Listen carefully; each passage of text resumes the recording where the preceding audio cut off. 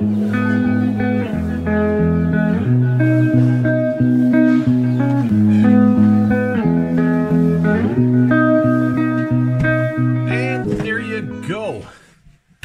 been a couple... Man, my shed is a mess. I did not think about that before I started recording this video. Yeah, my ATV is in my shed, covered, because it's been out for a ride, and keep it in here in the shed, in the garage. What did I just do? There you go. So, I've had a couple of videos now with some paid content. I was reminded this week that I've gotten a couple of free watches. Somebody brought it to my attention, and you're right, Don. I did. But I do have a few watches, a few videos now that I think the Casio was last. And now, this week, the Alpha Paul Newman Daytona. So, this is a watch I purchased from a gentleman in Calgary, Alberta, Canada, for $200 Canadian, shipped. Right now, the Alpha is listed on the alpha-watch.com website at $160 US, and that apparently is on sale. So, if you want to check it out, go for it. You might want to wait till the end of the review. By God, that's a good-looking watch. I can see why it's become such a classic. And let's take a look at it, and you'll get to understand why I think this is the best Newman Daytona Homage that's currently on the market.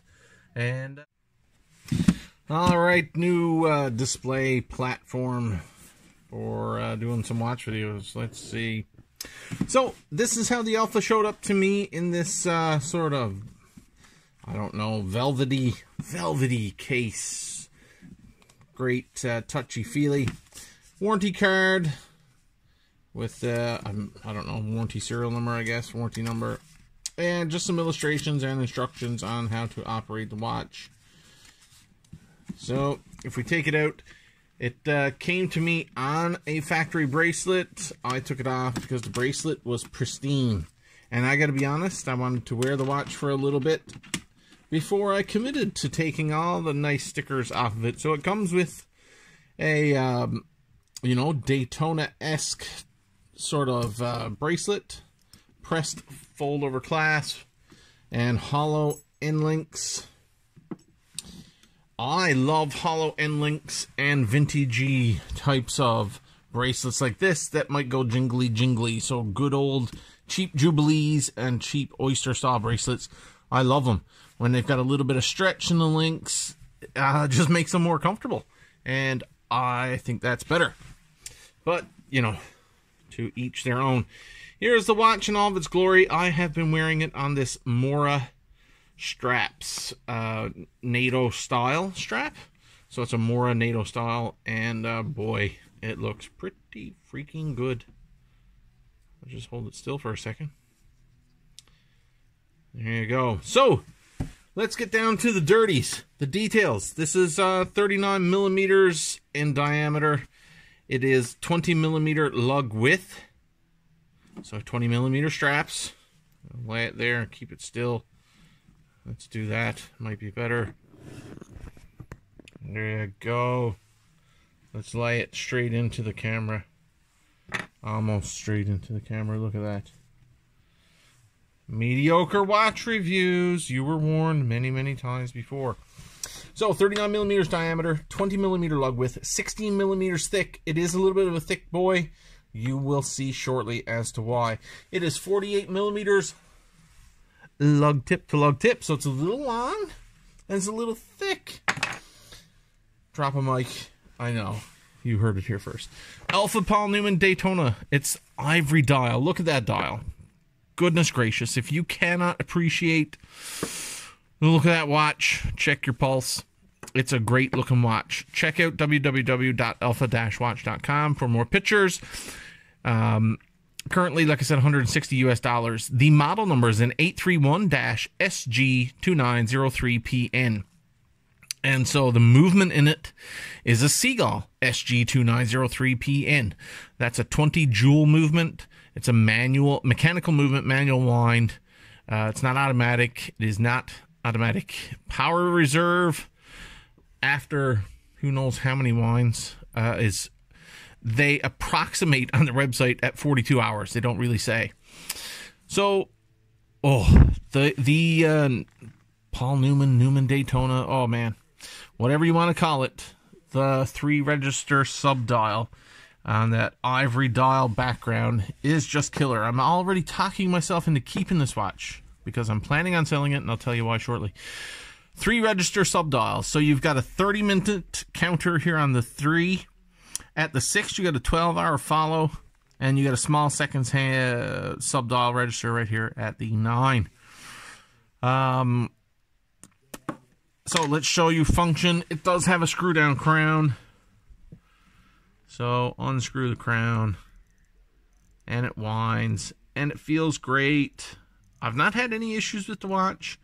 I've talked to a couple other enthusiast collectors on Instagram who have them, and they all seem to be operating fine. So I've given it a couple of winds. I'm going to just move the hands there. And you can see, hopefully, that small seconds hand. There it is moving. That stupid string from my work light keeps swinging around, creating a shadow. So, there you go. God, that is a good looking watch. Maybe I'll keep it. I don't know. So, the chronograph pushers on the side here unscrew, very much like the original Paul Newman, the original Daytona. And so, you'll notice here now, the chronograph seconds hand is parked at the 12, and it's going to take off. Solid function there. So you can see at the 12, you've got applied logo Alpha 1993 mechanical chronometer. And then in red lettering, you got chronograph. It is a pretty looking watch. So the bezel is a fixed bezel, and it's got the chronograph, all the counters out there. So let's just stop it for a second. Watch that. Oh, it returns very nice. You can hear it fly back into position, a little click when it stops. I don't know if that's normal, but it certainly feels normal. There's nothing that's told me otherwise with the operation of the watch. So while I've got it zoomed in, let's take a close up at that seagull movement. That seagull movement on the back side underneath the display case back begs to be looked at. So, as you can see, it does have drilled lugs. Oh, there I am in the background. Some of my smudgy fingerprints because I was just working on my snowblower. Yes, I'm a real human being. Look at that. So, there you go. And so, you've got the movement or a model number just there on the ring. I can't see much else written on there. I'm having to look in the camera to make sure. So there you can see the movement ticking away. Let's get a close up for you. It doesn't want to focus. Let me move it in this way. There's no reason why you shouldn't have high quality videos for the viewer, other than the fact that I have a crap camera. There you go. So that's the Seagull SG, the Seagull 2903PN manual wind, a mechanical chronograph. One of few, I think, as I understand it, one of few mechanical chronographs kicking around out there in the budget market. So, let's talk about how thick this is. So, the case back does stick off quite a ways off the back of the watch. And then that domed acrylic crystal. Whew. Goodness gracious. There's a reason why people get sucked into the vintage watch market. It's because of things like this. You catch a look at a vintage watch on eBay, and you see that acrylic, and you see that dome, and that patina, that ivory, creamy, ooey gooey goodness that we'd all freak out about, and the magical stories we tell ourselves about what that watch might have been through. You can get that for yourself here with this one for about $200 Canadian. It really is a great A great fun watch. So, pros and cons. Pros, I mean, come on, the styling of that watch, it is absolutely freaking gorgeous watch. So, it's a looker. That is definitely a pro for this watch. It's just an absolute looker. It takes great. It takes well to a bracelet. It takes well to a NATO. I bet you it would take great to a nice distressed leather strap. Also, well, God almighty, I have a strap here. Why don't I give it a look? What does it look like on a brown, genuine leather NATO strap? All the lies we tell ourselves about what the watch will mean to us and do for us. If we own it, if we just own it, we'll be so much better off because we own it. God almighty, that's good.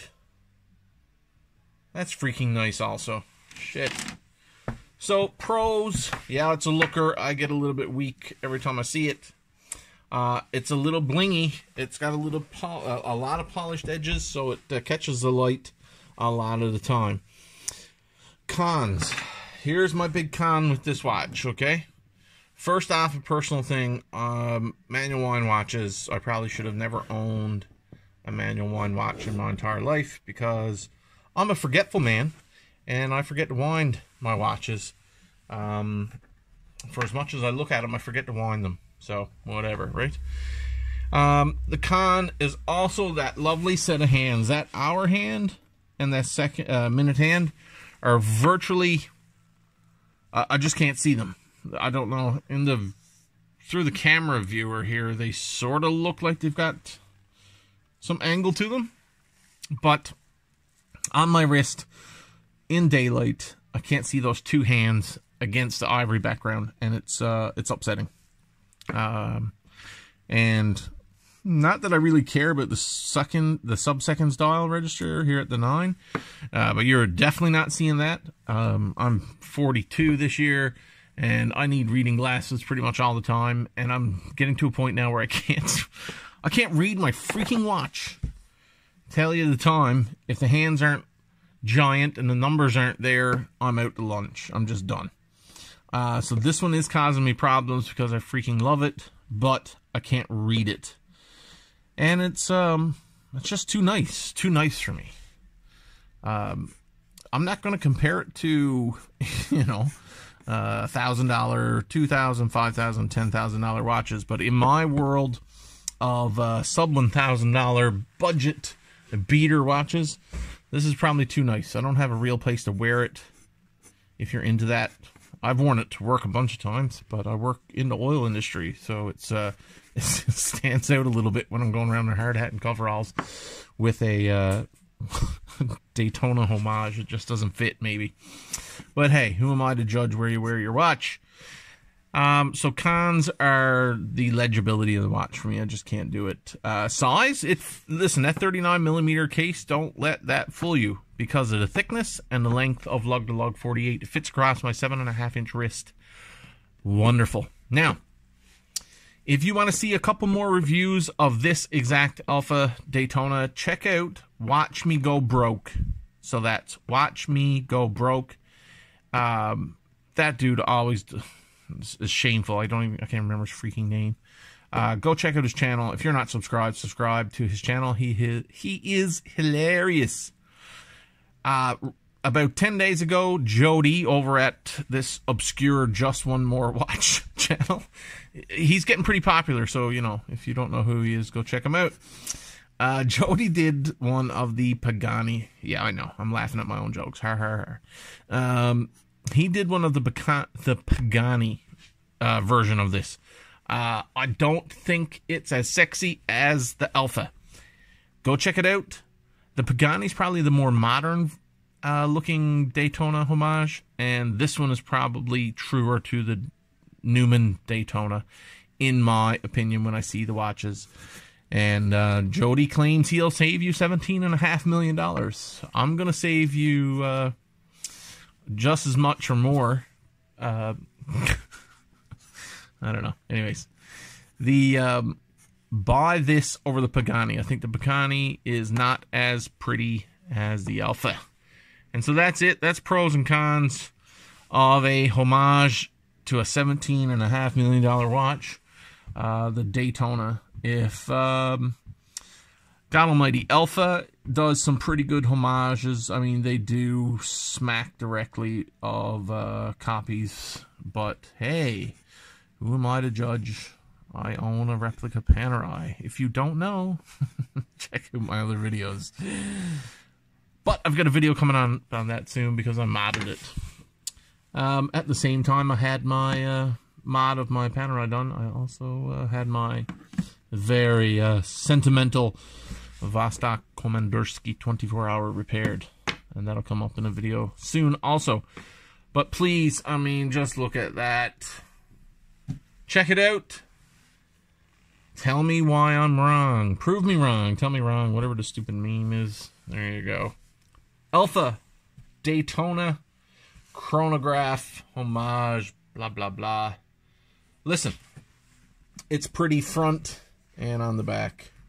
That, come on. Mechanical chronograph for $160. That looks as good as this. And this is my second time with a Seagull chronograph movement. Check out one of my other videos there.